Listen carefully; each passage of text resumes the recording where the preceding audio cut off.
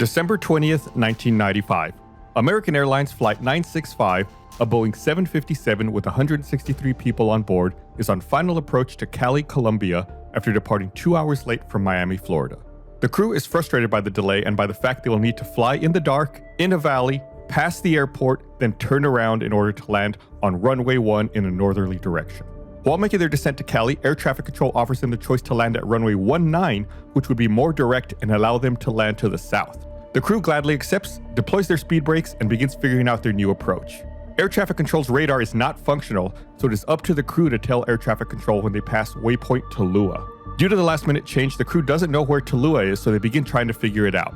While consulting their charts, the crew is shocked to hear the ground proximity warning alarm go off. 12 seconds later, the aircraft collides with a mountain east of Cali.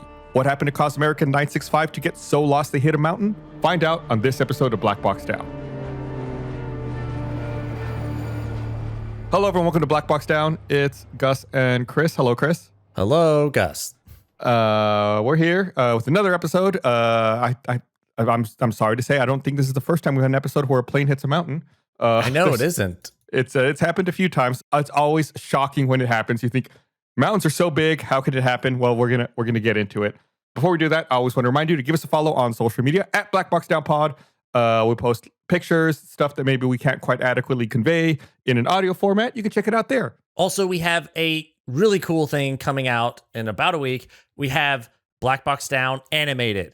Yeah, it helps. It's not the whole episodes. It's just like the really critical points, a couple minutes from some episodes that really highlight what was going on and gives you a different perspective on the situation. Yeah, so, I mean, it's super cool. I mean, it helps you visualize it in a different way and just see things. And they're super quick and easy to consume. It's just youtube.com/blackboxdown. Go give us a subscribe and listen and watch it and then share it with your friends because that would really help us out. And we're super happy with how these turned out. We think they're awesome. They're great. Yeah.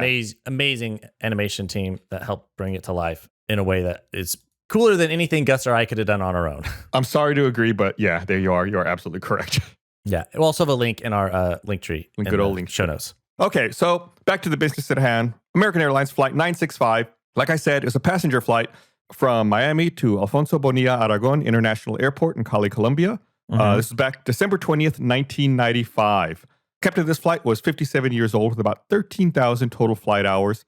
First officer was 39 years old with about 5,800 total hours. Aircraft was fairly new. It was a 4-year-old Boeing 757 with 13,782 flight hours and 4,922 cycles. So, experienced pilots, new plane. Well, not brand new, but pretty new. Well, I think that's like the best. It's not like a brand new plane that like could have an issue. It's like, there's a good plane. It's tried and true. Yeah, you know, it's reliable. You know, it's working fine. Oh, and I should mention there were, of course, also 6 flight attendants and 155 passengers on board.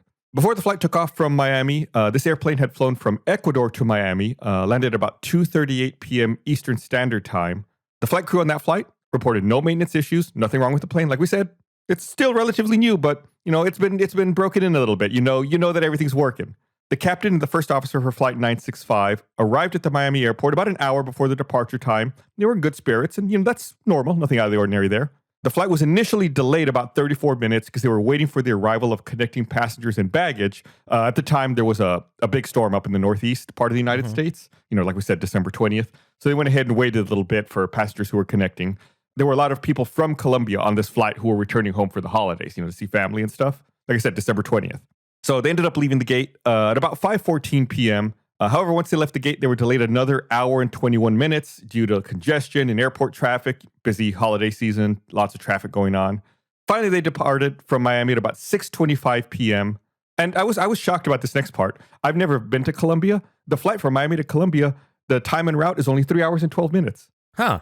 It's like I look at Colombia on the map. I look at South America and I think, oh, that's so far. You're like, oh no, it's a 3-hour flight from Miami. That's like from Austin flying to Los Angeles. Yeah. I guess it's because Miami's already so far down there. So I guess so. But yeah, so anyway, it was supposed to be a real quick flight. But like I said, they ended up getting delayed. They ended up taking off around 6:25 p.m. The flight crew climbed to flight level 370 and, totally uneventful as it flew down to Colombian airspace. At 9:03 p.m., the crew told Bogota Center that they would cross the Butal waypoint in 4 minutes. When they did, the flight was cleared to the Tuluá VOR. And we've talked about these before. These are just like waypoints that show up in their navigation system. So that's why these aren't like actual places. You can't like go to Google Maps and type Tallulah or Boodle. Like it's not going to show up. It's all programmed in the flight navigation computers. So the Tallulah VOR is located about 34 nautical miles north of the airport in Cali. So it's close, right? 34 miles, not far at all. At 9:10 p.m., the crew contacted American Airlines System Operation Control to get weather information for Cali. And they're told weather was clear, visibility was greater than 10 kilometers with scattered clouds. And at 9:26, the flight was cleared to descend to flight level 200. So they're making their descent, getting ready to land. So at 9:34 p.m., the crew contacted Cali approach, and the controller asked for the distance DME from Cali. And the DME is just distance measuring equipment. Mm-hmm. So basically just trying to figure out where they are exactly. And the captain responded saying DME is 6'3". The controller then cleared the flight to the Cali VOR to descend and maintain 15,000 feet and to report back when they were at the Tallulah VOR, along with giving the current altimeter settings. And of course, the captain read back all the instructions with no issue. And the captain told the first officer he had put direct Cali for you in there. And he was referring to the flight management system, the computer we talked about. Uh-huh. At 9:36, the approach controller told the crew that the wind was calm and asked if they could do an approach on runway 19. Like I said earlier, the way they were initially supposed to land, they were supposed to land on runway 1. And we've talked about this before. Runways are numbered according to the direction you land, or the direction aircraft are going to go, like on a compass. So 1 would be almost pretty much straight north. So since they were coming from the north, that means they were going to have to fly past the airport, turn around, and then fly north to land on 1. But, the air traffic controller says, hey, if you want, you can approach and land on 19. And 19 is almost directly south, so they can just fly straight in. They don't have to do that, pass it or anything. Yeah, they were delayed. They're trying to make up time. The crew was a little concerned about whether or not they were going to have enough rest for their flights tomorrow. Because, there's mandated amount of rest and everything. So, the crew's happy that, if we can land at 19 instead of 1, that's going to save us time. So, of course, the captain responds saying, yeah, absolutely. But they're going to need a lower altitude right away because, now they don't have as much time. They got to get down a lot more quickly. So the approach controller then said, Roger, clear to VOR DME approach, runway 19er, Razo number 1 arrival, report Tallulah VOR. So there's a lot going on here, and the captain reads back these instructions, but he did not include the Tallulah portion. The controller then repeated the Tallulah instruction, and the captain confirmed the instruction. So what he's telling him here is, okay, you guys can come on in, approach for runway 19, take the Razo number 1 path, and report when you get to the Tallulah VOR. And initially, like I said, the captain skipped the Tallulah part, the controller said it again, and the captain confirmed it. So, skipped exactly in what way? Like, as in he skipped? He didn't read it back. Okay. Because normally what happens, air traffic control reads your instructions, the pilots hear it, and then they repeat it to confirm that they heard everything correctly. So that's why the air traffic controller tells them again, report Tallulah VOR, and then the captain repeats it. Gotcha. Okay. A minute later, the crew asked if they could go directly to Razo and then do the Razo arrival. And Razo is the next waypoint. So after Tallulah, they would get to Razo. So now they're like, can we just skip the reporting the Tallulah VOR and then go straight to Razo? The controller responded with, affirmative, take the Razo 1 and runway 19er, the wind is calm. The captain read this back correctly, and the controller said to report Tallulah 21 miles, 5,000 feet, and the captain read this back correctly. So, wait, what are they doing? There's a little bit, this is confusing, and this is the crux of what's going wrong here.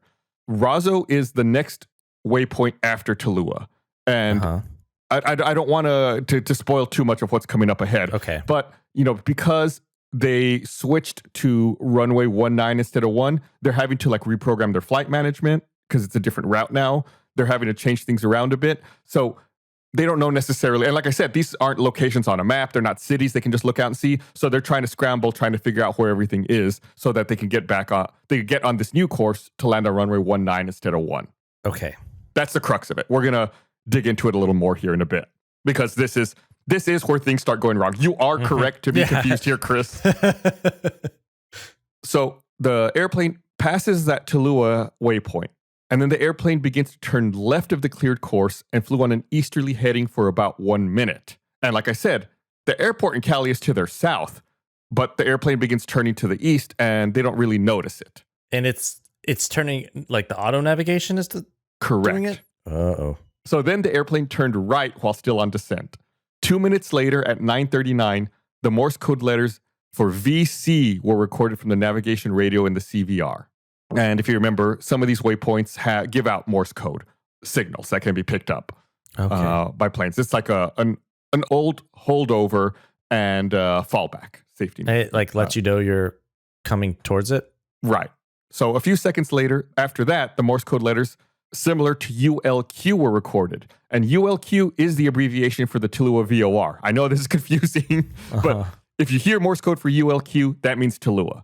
And that's the one they're trying to get to? That's the one they're trying to find. The ATC, air traffic control, keeps asking them about it. The pilots are like, can we just skip it? Can we just go straight on? But, the air traffic control keeps asking, let me know when you're at Tallua. But if they're getting Morse code for ULQ, that should be a good sign.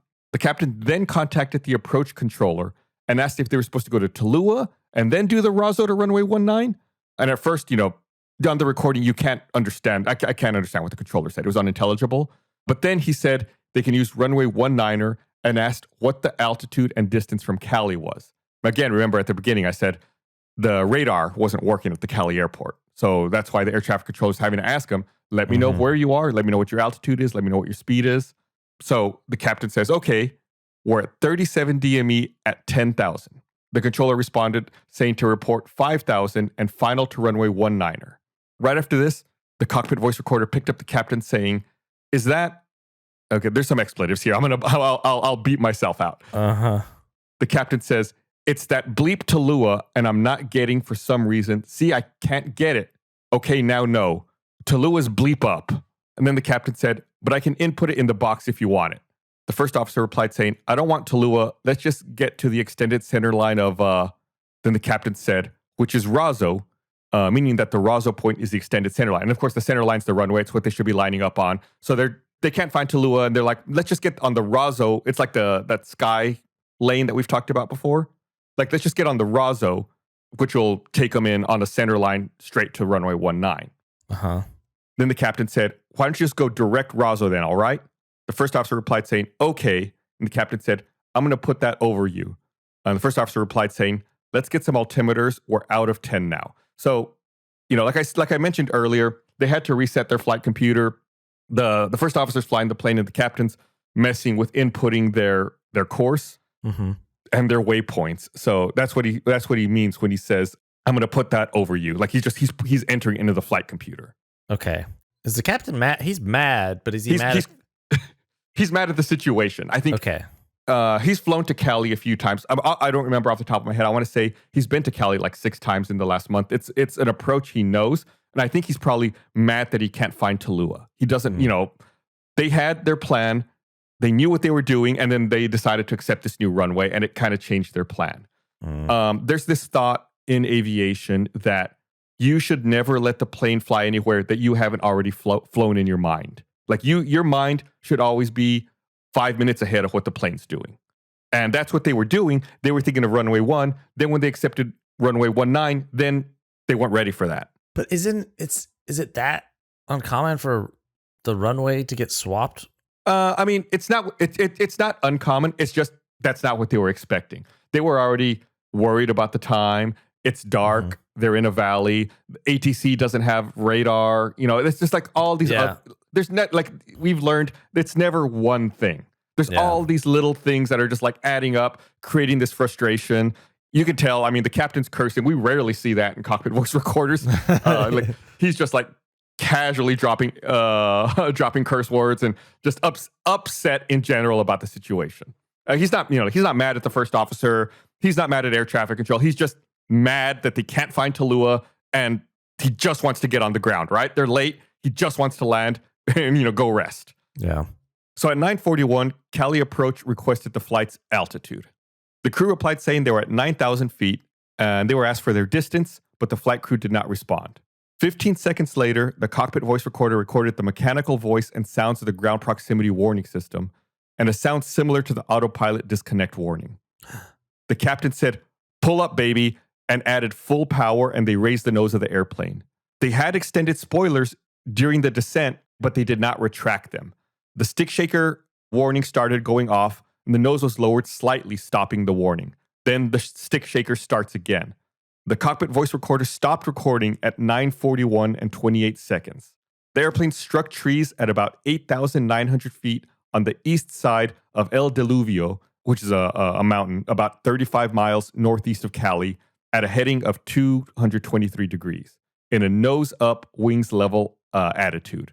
And they barely hit it. I'm going to stress how close they were here in just a minute. It was so close, the airplane continued over a ridge near the summit and impacted the west side of the mountain and caught fire. So it's like they were so close to clearing it, they clipped the east side and the plane ended up coming to rest on the west side of the mountain. Oh. Like they almost cleared it. They were so close. Like they hit the trees at the top of the mountain? Right, exactly. Oh my, if the trees were just shorter. If the trees were shorter or if they had retracted their spoilers. It would have given it's we're going to deal in that speculation in a bit, but yeah, they almost had it. So search and rescue was notified of the missing flight at 9:50, and the initial sighting of the crash was made by helicopter at 6:30 a.m. December 21st. Out of everyone on board, they actually did find 5 passengers alive. Oh. One of them later died in the hospital. So a total of 4 people ended up surviving this. This was deemed an unsurvivable crash. Wow. And still some people survived. I want to say that the passengers who did survive, they were seated within 2 rows of each other. Like they were in a very small, concentrated portion of the plane. There was one spot that somehow a miracle they survived. Yeah, they were over the wings, kind of near where a lot of the structural supports are that hold the wings and the fuselage together. It's speculated that maybe that extra support provided extra cushion from the impact where they were and allowed them to survive when nobody else did. Yeah, I mean, I bet they would argue otherwise that it was unsurvivable. Oh, yeah.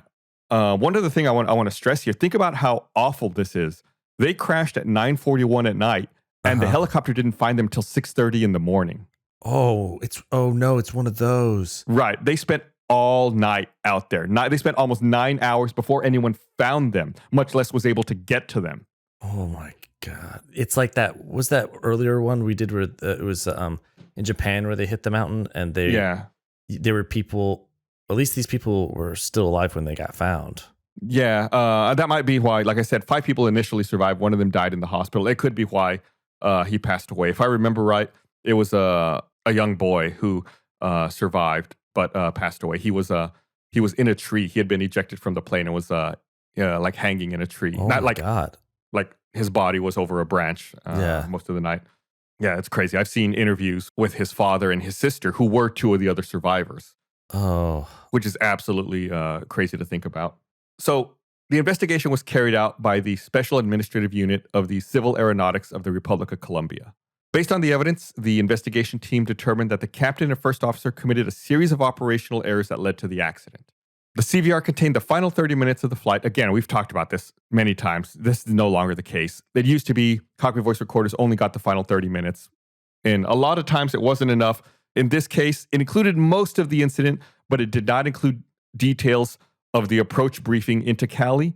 And investigators were unable to determine whether or how detailed an approach briefing took place before the beginning of the recorded information. So they don't know whether or not the crew briefed on their approach or what that sounded like, or if it even happened because they only have 30 minutes of CVR. Yeah. So we can't talk about that.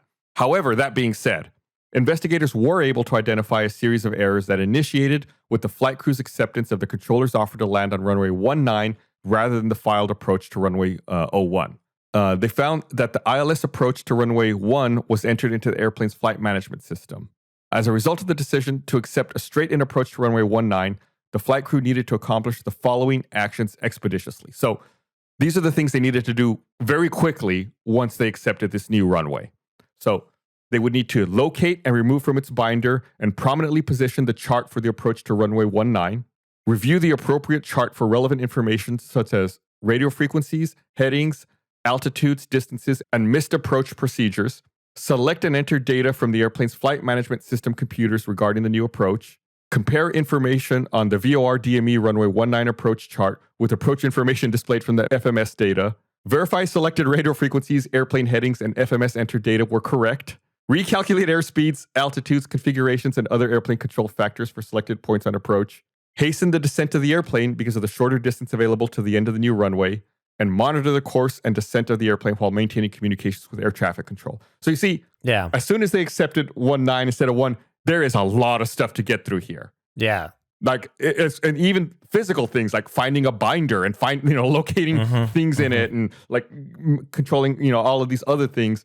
It becomes overload because it's not what they're prepared for. It's like what I talked about earlier. Pilots always say mentally you want to be 5 minutes ahead of the plane, 5 minutes ahead of what you're doing. And when all of this happened, they were just reset to zero and they had to catch up. Not only catch up, they had to get ahead again. Yeah. When they decided to change, how far from the airport were they? They were close. I think they had just passed. We said Tallulah was 34 miles north of the airport, and they had passed Tallulah at this point. They didn't know it. So they were within 30 miles of the airport at this point. Oh, wow. That's like a minute. That's really quick, especially when you consider at this point, I don't have the exact speed in front of me, that I believe the plane was going close to 300 miles, just under 300 miles an hour. So it's going to be really quick. You're going to pass those 30 miles. Mm. So obviously, there's a lot that they have to get done. There's a lot going on they're going to have to take care of here.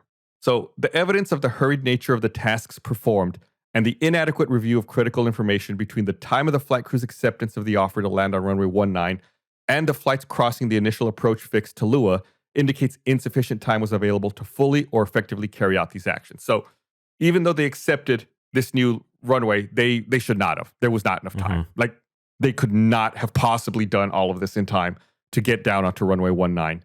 Because remember, on top of all of that, I guess I did mention it. They need to descend. They need to, have the airplane under control and get it onto the ground safely. So as a result of all this, several necessary steps were performed improperly or not at all, and the flight crew failed to recognize that the airplane was heading towards terrain until just before impact. Therefore, Aeronautica Civil believes that the flight crew actions caused the accident. Like we said, relatively new plane, proper working order, nothing malfunctioned on the plane. It's just the flight crew, their actions led to this tragedy. And then, so why did they go the wrong direction? We're gonna get to that. No, I know you're asking that. It's funny. I paused there and I sighed because I was like, should I get to that right now?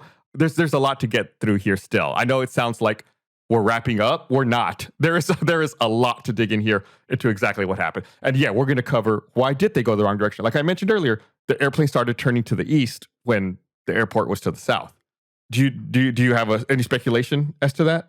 They input the wrong waypoint. Man, you nailed it, Chris. Is that it? That's absolutely it. Well, you spoiler, but yeah, we're gonna get to how that happened here in just a bit. But yeah, you're right. That's why the plane on its own started turning left.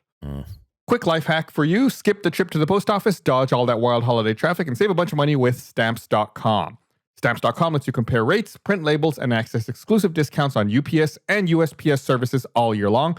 It just makes sense. Whether you're selling online or running an office or some side hustle, Stamps.com can save you so much time, money, and stress during the holidays, since you can access all the post office and UPS shipping services you need without taking the trip, and you get discounts up to 40% off USPS and 76% off UPS rates.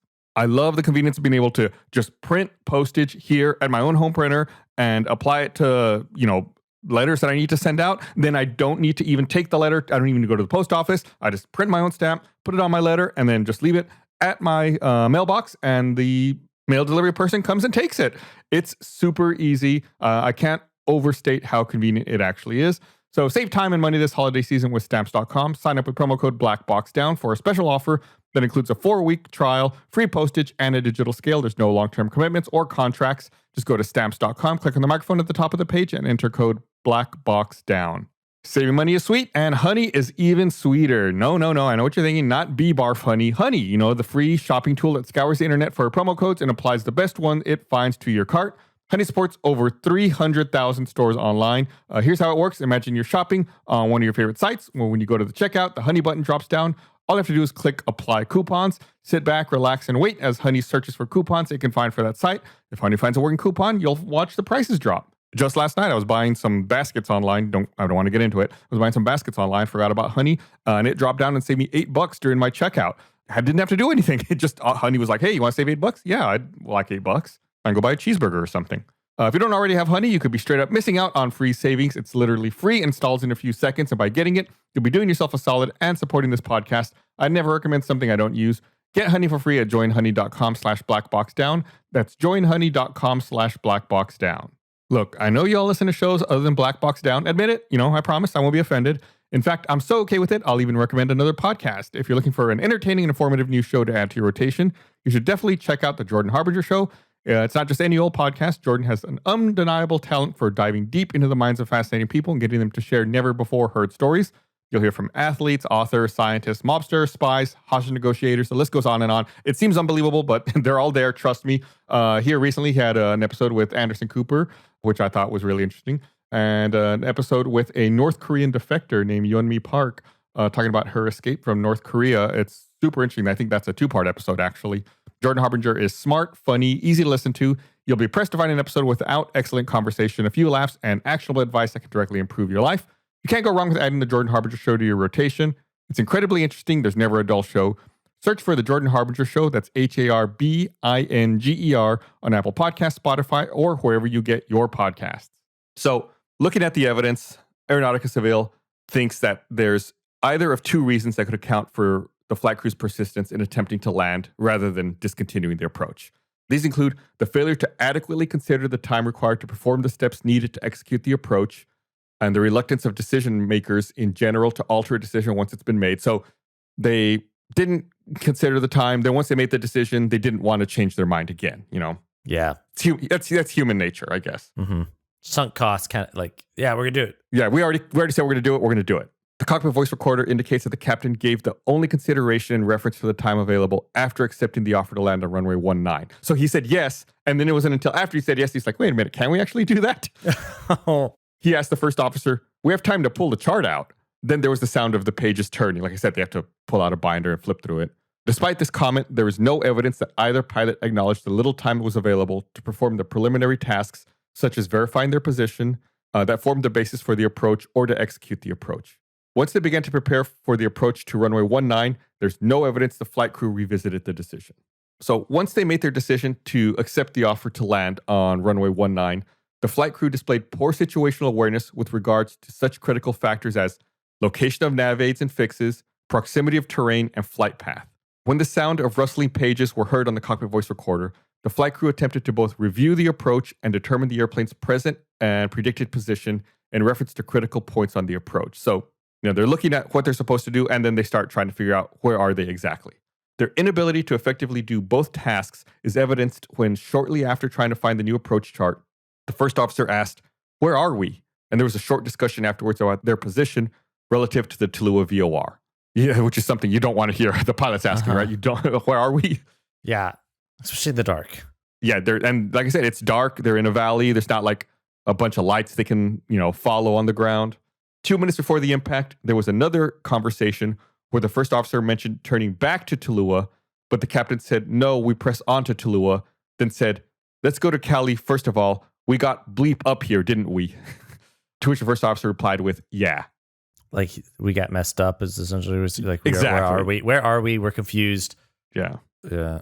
The captain established the flight path that initially led to the deficiency in situational awareness by misinterpreting the Cali approach controllers cleared to proceed to Cali. When he was cleared direct to Cali, report Tallulah, he changed the flight management system to go direct to the Cali VOR and removed all the other waypoints, including Tallulah. You kept asking, how did they get lost? What happened? Well, when things changed, the captain cleared the flight computer. Oh, he just cleared it entirely.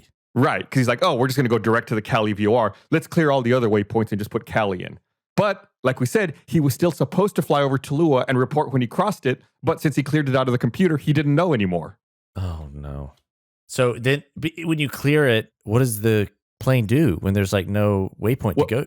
It's going to just continue. It's going to maintain what it's doing. But, then he starts trying to put in the Cali VOR. So he clears it, but then he starts trying to enter new directions. But because of that clearing, Tallulah was gone.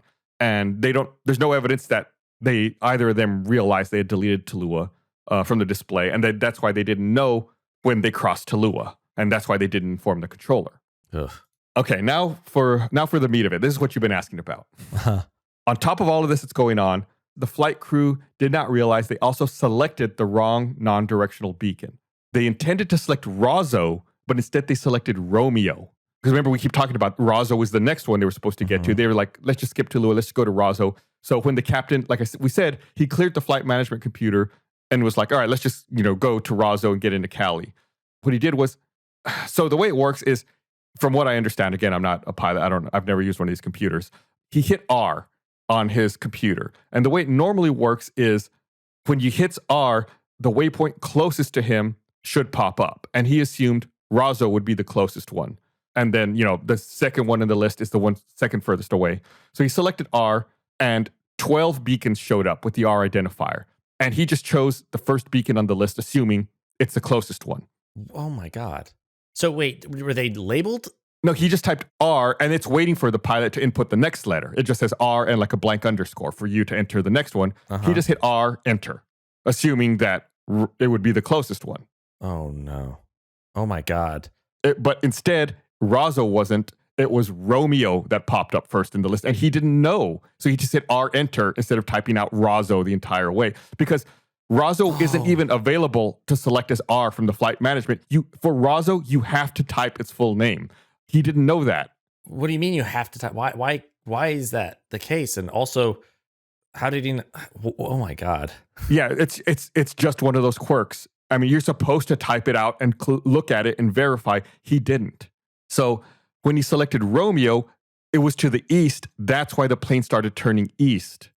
If I remember right, Romeo is over at Bogota, which is on the outside of the valley on the other side of the mountains. That's why they crossed the mountains and then hit the mountains on the east side, because that's when they turned back towards Cali and they didn't realize that they had crossed over the mountains. That just seems like you do that kind of stuff sometimes when you're like searching for stuff. You type it in, you type in the first letter, and it auto completes to something, or you're like typing in an address and you hit enter and it takes you, but like on a plane. Yeah, in the dark by mountains. And in fact, it's actually, at the time, I don't know if it still is, it was American Airlines policy required flight crew members to verify the coordinates and obtain approval from the other pilot before executing, just to make sure it was correct. And this is the pilot that did this? Correct. It was the captain. Captain? Yeah. Again, they were probably stressed. They were trying to get on the ground. The letter R is ultimately what put them on a collision course with the mountains, which is a crazy thing to think about. So that was the big mystery. Why did it turn east? They hit R and ended up going to Romeo, which was at Bogota, not at Cali. They needed to type Razo. And so that's the whole time they thought they were going one direction, and they were turned and they were headed. That's what it was. Mm-hmm. They flew eastbound. They still had enough altitude. They went over the mountains. Then when they turned back westbound, they were still descending. That's why they hit the mountains heading back towards the west over them. But they didn't realize that they were even over them. So when they turned around, what were they? They were like, oh, let's just go back and start over. Is that what?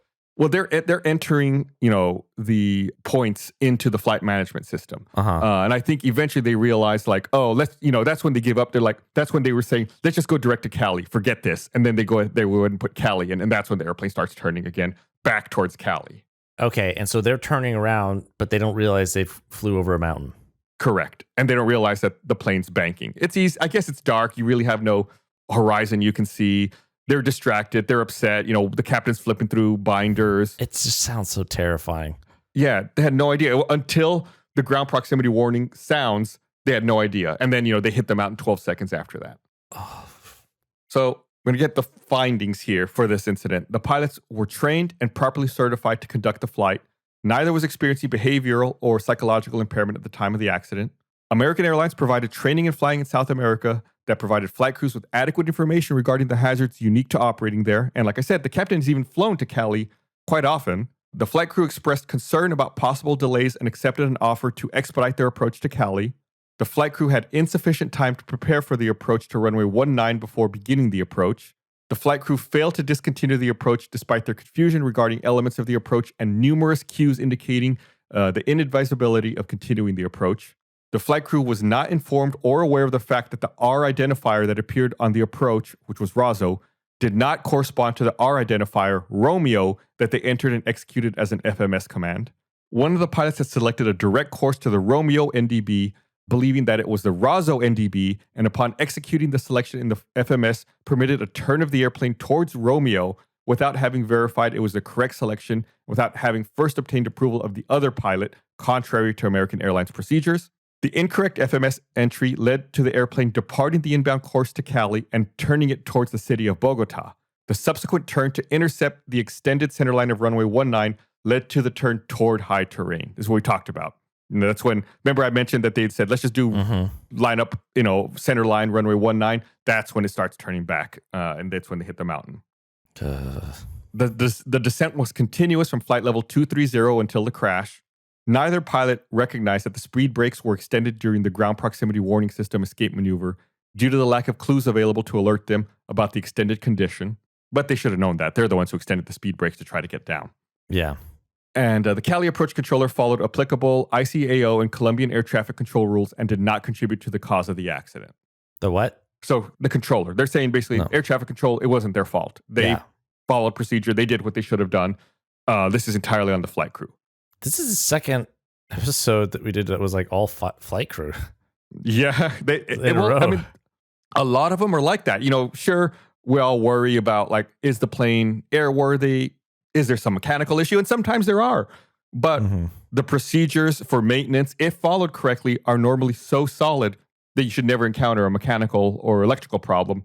I'm going to say most of our incidents are probably flight crew related. It's probably flight crew made the wrong choice or made several wrong choices that all compound on top of each other. Well, this was like nothing was wrong mechanically, Yeah, absolutely nothing. It was that's what I meant. It's like they just what how they respond to the situation. Yeah. Or I mean they're just stressed out. So, there's a few probable causes here that Aeronautica Civil determines were that contributed to this. They are the flight crew's failure to adequately plan and execute the approach to runway 19 at the destination airport and their inadequate use of automation. Failure of the flight crew to discontinue the approach into Cali despite numerous cues alerting them to the inadvisability of continuing this approach. The lack of situational awareness of the flight crew regarding vertical navigation, proximity to terrain, and the relative location of critical radio aids. Failure of the flight crew to revert to basic radio navigation at the time when the FMS-assisted navigation became confusing and demanded an excessive workload in a critical phase of the flight. So just not good all around. So those were the probable causes. There's a few contributing causes that they also list as well, which were the flight crew's ongoing efforts to expedite their approach and landing in order to avoid potential delays, the flight crew's execution of the ground proximity warning system escape maneuver while the speed brakes remained deployed, FMS logic that dropped all intermediate fixes from the displays in the event of execution of a direct routing, and FMS-generated navigational information that used a different naming convention from that published in navigational charts. Again, that's that whole R, Romeo, Razzo debacle. Yeah. So in this investigation, they go ahead and they try to recreate the situation in simulators, and they try to determine whether or not retracting the speed brake would have allowed them to clear the top of the mountains. Like we said, they were super close. And there's no definitive answer to that.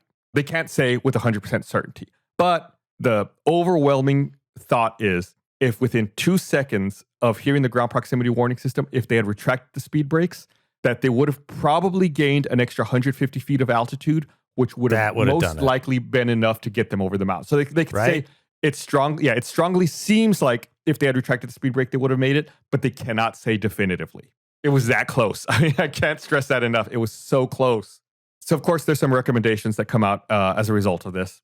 To develop and implement standards for the portrayal of terminal environment information on FMS EFIS displays that match as closely as possible the portrayal of that information on approach charts.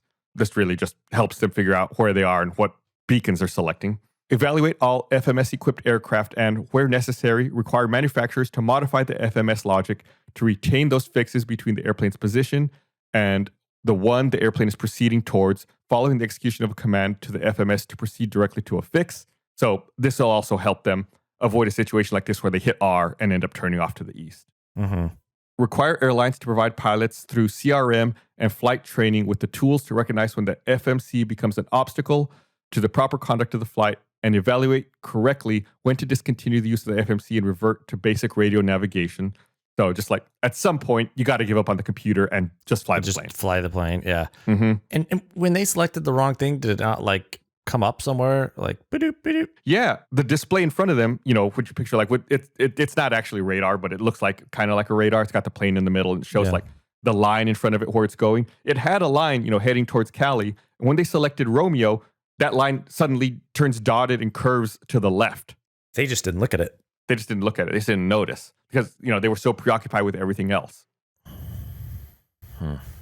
So require that all approach and navigation charts used in aviation graphically portray the presence of terrain that are located near airports or flight paths. So that seems smart. Just put terrain on the charts. Why not?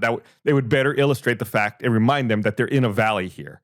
Require pilots operating FMS-equipped aircraft to have open and easily accessible navigation charts applicable to each phase of the flight before each phase is reached. Just make it easier to find these charts. That way they're not flipping through the binder. And evaluate the dynamic and operational effects of the automatically stowing the speed brakes when high power is commanded, and determine the desirability of incorporating on existing airplanes automatic speed brake retraction that would operate during wind shear and GPWS escape maneuvers or other situations demanding maximum thrust and climb capability. Like, don't rely, I guess at this point, maybe automate retracting those speed brakes so that the pilots don't forget. Yeah. And then get all the extra climb that they need. Yeah. Last episode we did, even though it was the crew's fault, remember, like you mentioned, there were no recommendations. This time, even though it is, the flight crew's fault, there are still recommendations to try to prevent this kind of thing from happening again. Yeah. Well, but those are just things that could improve the plane and make navigation easier, right? I mean, it's like everything's safer. Yeah. But it was still like nothing was wrong with the plane inherently. There were just things. Correct. Yeah. So in the aftermath of all of this, scavengers went to the crash site. They actually took the engine thrust reversers, the cockpit avionics, and other components from the crash, using Colombian military and private helicopters to go to and from the crash site. Many of these stolen components actually reappeared in the black market in Greater Miami. And as a result of this, the airline published a 14-page list stating all of the parts missing from the crashed aircraft, including the serial numbers, to try to discourage people from illegally acquiring these unapproved parts on the black market. Man, I bet you never thought about that, right? Yeah. They're like, hey, I got some of that plane. Mm-hmm. Hey, like a white van comes up to you in the parking lot, like, hey, you want to buy part of a plane? Got a Boeing 757 that needs some avionics? Come check out what I got over here. That's crazy. Yeah, that's weird to me.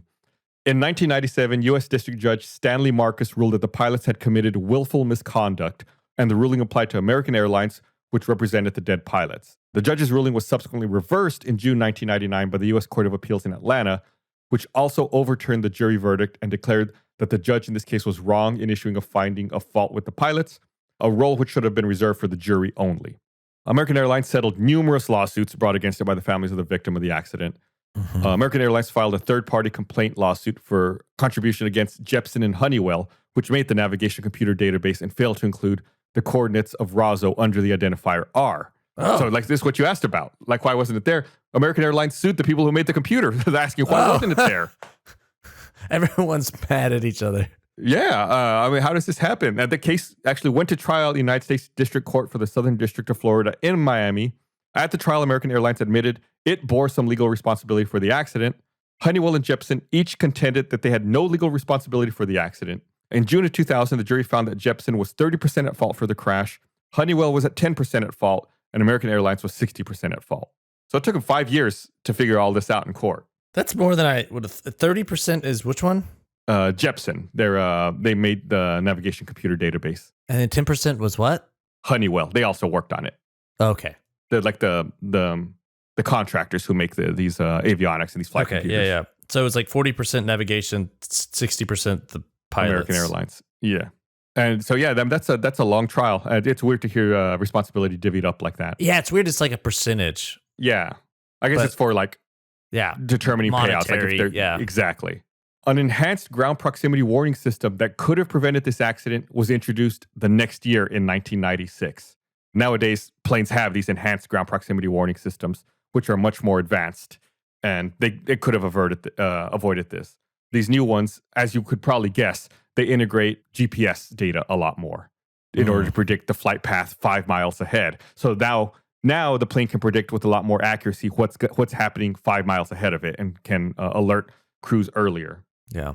So yeah, if this made you nervous about being on a plane that's going to hit a mountain, don't worry. We have enhanced ground proximity warning systems now to avoid this kind of thing ever since 1996. Okay, good. Yeah, and since 2002, aircraft capable of carrying more than 6 passengers have been required to have advanced terrain awareness warning systems. So again, even more safety, even more systems to alert crew. As of August 2021, American Airlines continues to operate the Miami to Cali route They renumbered it. It's American Airlines Flight 921. These days, it's operated by a Boeing 737 aircraft. And this was actually the first U.S.-owned 757 accident and is currently the deadliest aviation accident to occur in Colombia. Oh, wow. How many people were on the plane? There were 163 people total, counting the crew and the passengers. Okay, and only 4 survived, so 159 died. Yes. This was also the deadliest air disaster involving a U.S. carrier since the bombing of Pan Am Flight 103 in 1988. It's been passed since then. We're just talking about up to that time. Yeah. But yeah, terrible tragedy brought to you by the letter R. Oh my God. I've been waiting this whole episode to say that. It was worth it. It was so oh my God. But that's it. That's American Airlines Flight 965, a plane that got lost in the dark in a valley and ended up barely clipping the top of a mountain. That's awful. I can't imagine being those people on the plane. Yeah. Entirely avoidable, but hopefully, a lot's been learned from it, and aviation is now much safer as a result. I want to remind you, give us a follow on social media if you can, at Black Box Down Pod. We also distribute the podcast on all kinds of platforms, including YouTube. You can check out our YouTube channel, Black Box Down. You can get the podcast there as well. Yeah, definitely go subscribe on YouTube right now. Yes, do it. All right, well, that's it. Thanks for listening, everybody. We'll be back again next week with another episode. Bye.